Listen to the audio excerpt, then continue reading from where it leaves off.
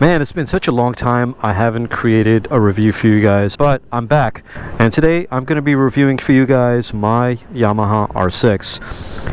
It's been 3 months shy of having this bike for 2 years, so I'm going to call this review a 2-year review. But anyway, I love this bike and I just can't see myself being separated from it, and it's one of those bikes that has grown on me, and that's what I want to talk to you guys about in this episode. Now, of course, there are a couple things that I don't like about the bike as well, and I've realized those things, and that's something I'm going to be talking to you guys about as well. Yeah, so August 19th was the day that I first posted the review that I bought the motorcycle, and so it's been a beautiful 2 years that I've owned this bike, and I can't say enough good things about it. And first, let's start off with that soundtrack.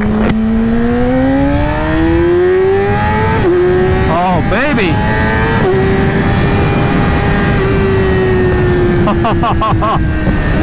Never ceases to disappoint. Oh, no. But yes, my friends, me and this bike have been through a lot. I've taken it to over a dozen track day events. I think by now I squeezed every single ounce out of this bike, safely to say, on the street as well as on the track. More so on the track than on the street. I'm not really one of those street Rossi guys, as you can tell on my videos. I don't do that kind of stuff. But occasionally when I'm by myself and the camera isn't rolling, I have a lot of fun. Especially if I'm doing a group ride with my buddies that I know very well. Yeah, I lay the hammer down and yeah, I rip it once in a while, but I shouldn't say once in a while. I do it quite often. Ah, check out this Cafe Racer. Beauty. Nice. What's up, man? I wonder if he watches my videos. There are a lot of nice bikes out these days, and I've considered selling this motorcycle quite a few times, but quite honestly, I just can't separate myself from it. At the current moment, these 2020 Yamaha R6s, bone stock, are going anywhere between $14,000 to $16,000. And I've seen a whole bunch without modifications. Even the older generation models that are like from 2009 to 2015 are going anywhere between $10,000 to $12,000. It boggles my mind. So I think with my 2020, considering how much modifications I've done to it, bodywork modified to look like a MotoGP motorcycle. Everybody thinks it's an R1. Sorry to disappoint you, but I'm riding a Yamaha R6 total squid bike. Although I don't consider myself a squid. Sometimes, why not? Who cares? Whatever, it doesn't make a difference. But regardless, people think it's an R1, and sorry to disappoint you guys, but it's not an R1, it's an R6.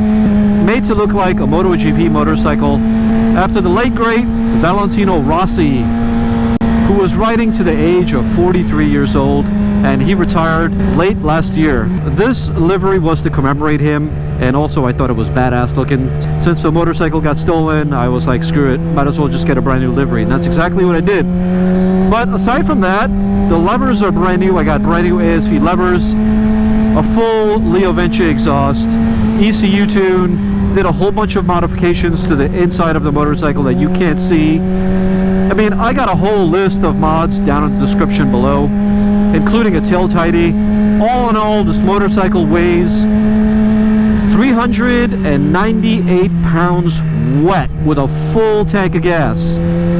And I did a review of this motorcycle alongside the Ducati 959s a while back. And as you know, I already have I had the Ducati 959. I've had 2 of them actually. And riding this bike and riding that bike, they feel exactly the same, except the Ducati obviously has more torque down low, but man, on the straights, this thing is like an absolute bullet. Figures on the motorcycle, from what I can remember, it's got 114 horsepower at the rear wheel and somewhere around 54 foot-pounds of torque. There are dyno figures to the rear wheel, and so that's some big numbers right there. If we were to compare apples to apples, the Ducati has 155 horsepower but weighs 430 pounds, or 440. But this motorcycle weighs 398 but has 114 to the wheel. So, give or take, they're pretty much the same speed. So as far as the speed is concerned, it's not something that I'm really bored of at this point. The motorcycle's a bullet. There was this guy on one of the track day events that I went to. He's a subscriber, and I let him take out my R6, and he rode it for a few laps at Auto Club Speedway, and he was a Ducati V4S rider, brand new 2020, and he was telling me that first gear and second gear are violent on this motorcycle. So as far as speed is concerned, even the Ducati guys are pretty impressed with it. And I'm not talking about like just the base model V2 or 959. I'm talking about the guys who got the V4Ss. Oh, and those downshifts. And I forgot to mention, I got the bike outfitted with, whoo, look at this, sexy. I got the bike outfitted with a quick up and down shifter. Hello. Want to race? I don't know, you got a much lighter bike than I do. Power to weight ratio is really high. We'll see, we'll see. Go easy. I love messing with cyclists. It's just innocent fun. Nothing to make them feel bad about. But anyway, back to what I was talking about. So, the bike has all the mods that would make an R6 super badass. And so I'm scratching my head over here thinking to myself, what can I possibly replace this bike with?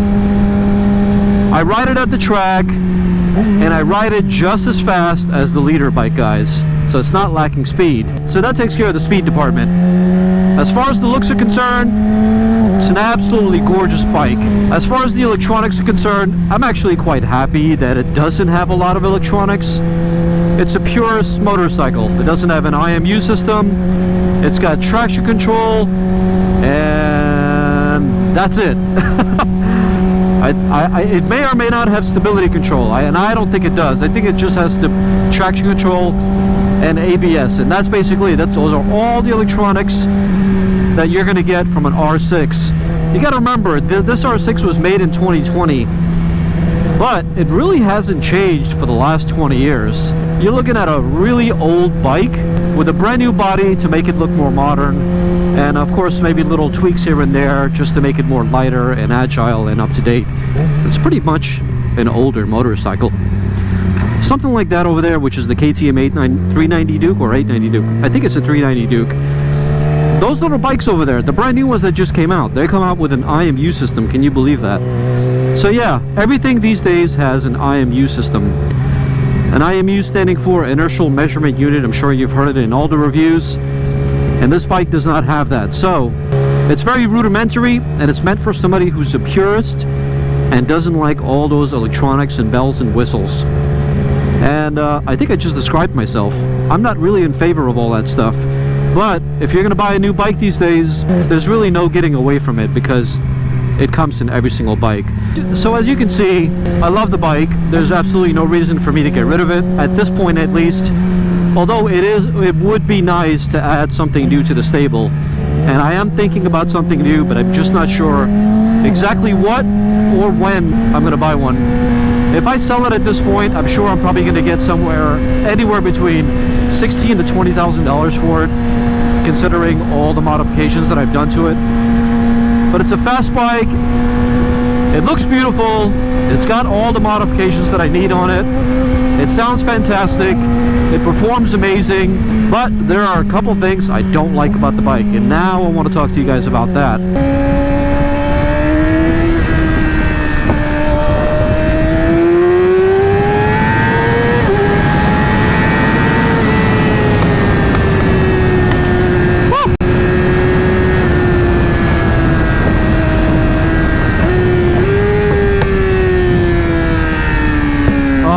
Pops.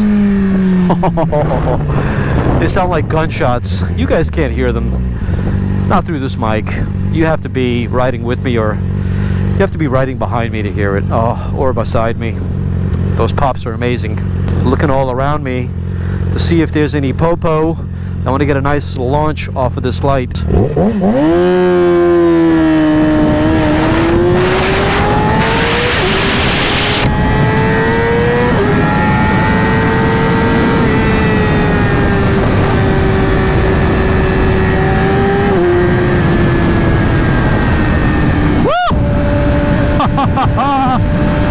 Oh baby.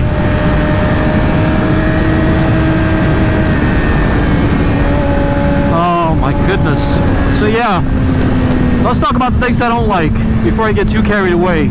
So one major thing I don't like about this bike is that it tried to kill me multiple times. So far it has failed. I'm gonna find wood later on to knock on it. But this front wheel, when it lifts up slightly under hard acceleration, you get a wobble that is terrifying. It's happened to me on the street multiple times. It's happened to me on the track a lot. But it's something I've also grown used to. I kind of call it a dance. Like, let the motorcycle dance under you and just relax. Don't put too much pressure on the handlebars. And let it do its dance. Let go of the throttle a little bit when it happens, and it's going to settle itself back out.